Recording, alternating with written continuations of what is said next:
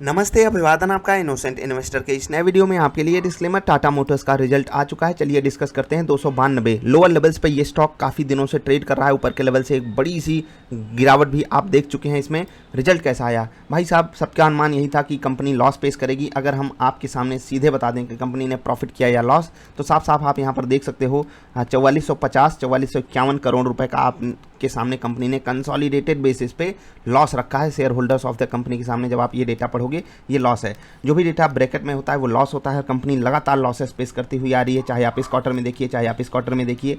उम्मीद लोगों की यही थी कि लॉसेस कम करेगी कंपनी, कम तो की, लेकिन उतना कम नहीं की जितना अनुमान लगाकर बैठे थे। क्या हर जगह कंपनी ने निराश किया है? क्या हर जगह दिक्कत ही दिक्कत है? हम यही डिस्कस करेंगे। बस आपसे रिक्वेस्ट इतनी कि आप वीडियो जरूर लाइक कर लीजिएगा। हम आगे बढ़ते हैं।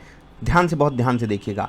जून का क्वार्टर और इसको जब हम जून 2020 से कंपेयर कर रहे हैं तो रेवेन्यू देख रहे हैं 2x हो गया। क्या कमाल का जंप है भाई साहब। दिल खुश करने वाली फीलिंग आपको आनी चाहिए। मैं फिर से बता रहा हूं, loss part of the game होते हैं, चाहे आप ट्रेडिंग कर रहे हो, चाहे आप स्टॉक मार्केट में हो। अब बिजनेसेस कुछ नहीं चल रहे हैं, कहीं दिक्कतें हैं, तो ऑफकोर्स सी बात है लॉसेस आएंगे। लेकिन जो चीज़ आपको खुश कर देगी टाटा मोटर्स की तरफ से वो है ये रेवेन्यू। भाई साहब देख रहे हैं 31 से 62 होता है, डबल से भी ज़्यादा, लगभग 110%, अगर मैं गलत नहीं हूँ तो क्लोज टू 110% की ग्रोथ है रेवेन्यू में।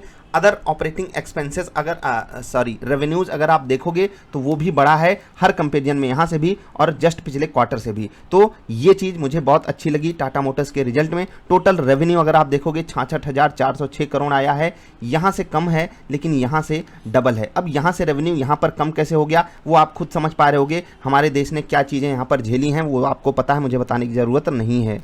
अब हम सबसे खतरनाक एंगल पे चल रहे हैं खर्चे पर, क्योंकि इस कंपनी का खर्चा ही अंडर कंट्रोल नहीं है, इसीलिए ये कंपनी जो है वो लॉसेस पेश करती है। खर्चा इनके अलग अलग जगहों से आ जाता है, वो आप जानते ही हो। अब आप कॉस्ट ऑफ मटेरियल कंजम्पशन अगर आप देखोगे यहाँ से यहाँ पर जब आप कंपेयर करोगे तो ऑफकोर्स सी बात है एक आपको राहत मिलेगी। लेकिन याद रखिएगा ये रेवेन्यू भी यहाँ से यहाँ पर कम हुआ था, और यहाँ से यहाँ पर जो आपका रेवेन्यू बढ़ा है जिन टर्म्स में, उन टर्म्स के मुताबिक अगर आप देखोगे तो कॉस्ट जो है, खर्चा जो है वो बहुत तगड़े बढ़ गया है। पहली चीज़ तो आप ये समझिए जो कॉस्ट ऑफ मटेरियल्स हैं, ठीक है, कॉस्ट ऑफ मटेरियल कंज्यूम्ड यहाँ पर आप देख पा रहे हो। उसके बाद आप देखोगे 2 नंबर पॉइंट में या इसके बाद किसी भी पॉइंट में तो आपको ढेर सारे खर्चे दिखाई देंगे। एम्प्लॉयज़ के ऊपर भी इन्होंने ठीक ठाक खर्चा किया, यहाँ पर आप देख सकते हो।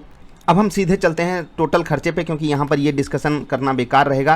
कई सारी चीज़ें होती हैं, कभी आपको समझाएंगे, आपको धीरे धीरे करके हम रिजल्ट्स में समझाते ही रहते हैं। टोटल खर्चे जब आप देखोगे तो कंपनी ने यहाँ पर हमारे सामने लगभग 69,569 करोड़ का खर्चा हमारे सामने पेश किया है। रेवेन्यू से ज़्यादा खर्चा है, इसका मतलब कंपनी क्या करेगी? लॉसेस करेगी। ये रेवेन्यू इतनी तेज़ी से जंप करेगा किसी को उम्मीद नहीं थी। जो लॉसेस आए हैं वो बहुत ज़्यादा आ गए। अनुमान सब 2,000 करोड़, 1,500 करोड़, 1,000 करोड़ के आसपास लगा रहे थे। हम उस पर भी चलेंगे, लेकिन यहाँ से खर्चा अंडर कंट्रोल है। यहाँ से खर्चा लगभग डबल हो गया है।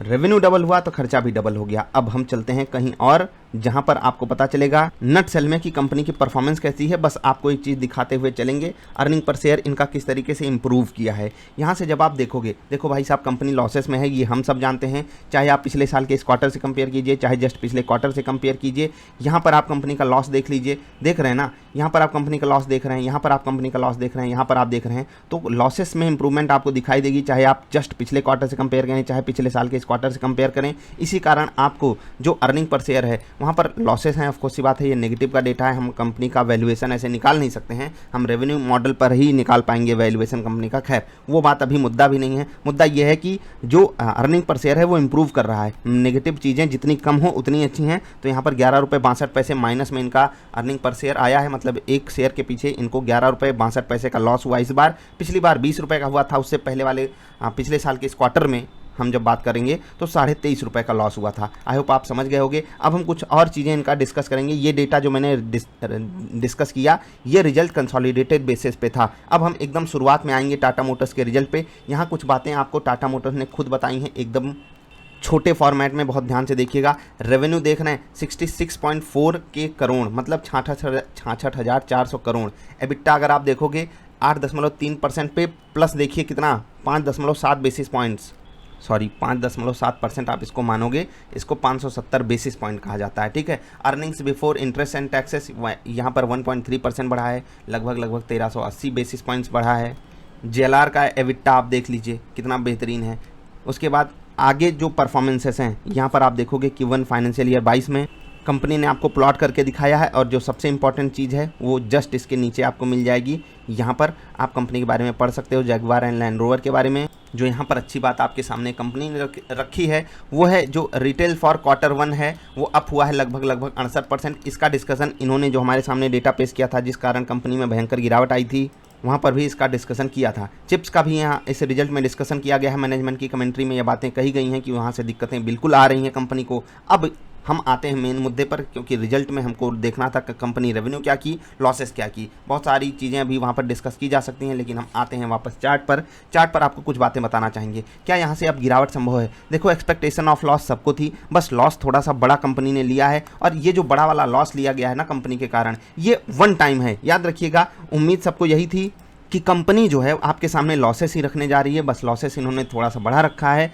और एक चीज़ और बता दें, उम्मीद सबकी रेवेन्यू पे कम थी, तो वहाँ पर कंपनी ने आउट परफॉर्म किया है। तो दोनों ही चीज़ें हैं कि ऊपर जाने के भी चांसेस हैं, नीचे जाने के भी चांसेस हैं, मिक्स सा माहौल बीच में है। क्योंकि स्टॉक गिरा हुआ है, मुझे चांस यही लगते हैं कि अगर अब स्टॉक एक और डिप लेगा तो वहाँ पर एक बेहतरीन आपको बाइंग देखने को मिलेगी, या फिर यहीं से भी आपको बाइंग देखने को मिल सकती है। मैं इस स्टॉक को लेकर के अब यहाँ से बियरिश तो बिल्कुल भी नहीं हूँ। बियरिश जब था तो 3-4-5 महीने पहले की जब आप वीडियो देखोगे वहाँ पर आपको पता चलेगा। बाकी लॉसेस देखकर तो मूड खराब ही हो जाता है। अब इंपॉर्टेंट लेवल्स हम आपको बता देते हैं टाटा मोटर्स के लिए। बहुत ध्यान से चार्ट, अगर आप नॉर्मल भी चार्ट पैटर्न को समझते हो, कोई बेसिक चीज़ भी, तो आप खुद जानते हो कि ये लेवल कभी बेचने का हो ही नहीं सकता। लेकिन दिक्कत यही है कि जहाँ पर सबको पता होती है ना चीज़ें, वहाँ पर स्टॉक समय बहुत बिता देता है। हमको पता है कि 280 एक बड़ा सपोर्ट है इस केस के सिनारियो में, पीछे जाकर देखोगे तो भी ये लेवल इंपॉर्टेंट है, और 280 से लेकर 260 के बीच में बहुत बड़ा सपोर्ट है। हम आपको ये चीज़ वीकली कैंडल पे दिखाना चाहते हैं। जब हम वीकली कैंडल लेंगे तो यहाँ पर हमको बहुत बड़ा सपोर्ट पीछे के लेवल पे मिलता है,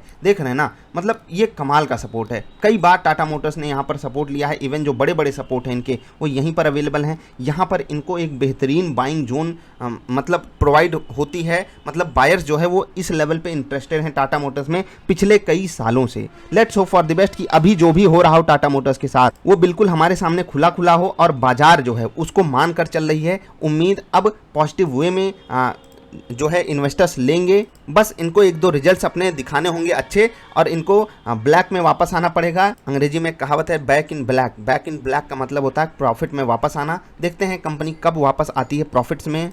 अनुमान और उम्मीद दोनों ही बेहतरीन लेवल्स पे हैं। मैं एनालिस्ट का जो है अनुमान लेकर आऊँगा आपके साथ, और कौन से एनालिस्ट कितने बड़े टारगेट दे रहे हैं मैं अपना भी टारगेट आपको बताऊंगा। लॉन्ग रन के लिए जो कंपनी ने विजन पाल के रखा है वो काफ़ी इंटरेस्टिंग है, चाहे इलेक्ट्रिक व्हीकल्स का हो, चाहे सीएनजी व्हीकल्स का हो, या फिर इनकी जो करंट मार्केट सिचुएशन है, जो सेल्स अपग्रेड हो रही हैं, सेल्स जो बढ़ रही हैं, वो बहुत ही बेहतरीन लेवल्स पे जा रहा है। सिचुएशन अंडर कंट्रोल है, ग्राउंड रियलिटी हम सब खुद भी पता लगा सकते हैं। रिजल्ट बिल्कुल एक मिक्स्ड सा माहौल बना रहा है हमारे लिए। तो इसके सिनारियो में अगर आपके पास स्टॉक है, आपको बेचना नहीं चाहिए, नीचे के लेवल पे ऐड कीजिए। अगर कोई बड़ी गिरावट आती है, जैसे कि लॉसेस डबल देख लिए, या अनुमान लगा रहा था 1500-2000 करोड़ का, बड़ी गिरावट आती है, तो वो तो आपके लिए परफेक्ट बाइंग लेवल होगा। और याद रखिएगा, क्योंकि ये स्टॉक वोलाटाइल ज़्यादा है, तो आपकी तकलीफ जो है ना 2-4 दिन के अंदर सॉल्व करेगा। ऐसे भागता है 5% एक दिन, 10% एक दिन। आपको अगर याद हो तो मैंने आपको बताया था कि ये जो आप कैंडल्स देख रहे हो ना, ये भागने वाली कैंडल, ये कैंडल 12% की है। ये कैंडल आप देख रहे हो 15% की कैंडल है। ये कैंडल आप देख रहे हो, ये कैंडल 7% की है। ये कैंडल भी आप देखोगे तो बड़ी 6% की कैंडल है। तो ये ऐसे ही भाग जाता है, और देखते देखते भाग जाता है जरा सी पॉजिटिव न्यूज़ पे। तो आप ऐसी तकलीफ मत लीजिए कि मुझे टेंशन हो रही है। अगर आप ट्रेडर हो तो आपको कहाँ पर एग्जिट करना चाहिए, उसके लिए भी मैं अक्सर बातें करता रहता हूँ। इन्वेस्टर हो तो ही मैं आपको वो सलाह दे रहा हूँ जो अभी तक आपने सुनी। इन्वेस्टर्स को तो ये स्टॉक अवॉइड नहीं करना चाहिए, कम से कम अपनी आंखों के सामने जरूर रखना चाहिए। अभी के लिए इतना ही, मिलेंगे फिर से। कोई सवाल सुझाव नीचे बताइएगा। वीडियो पसंद आई तो लाइक करके जाइएगा। नमस्कार।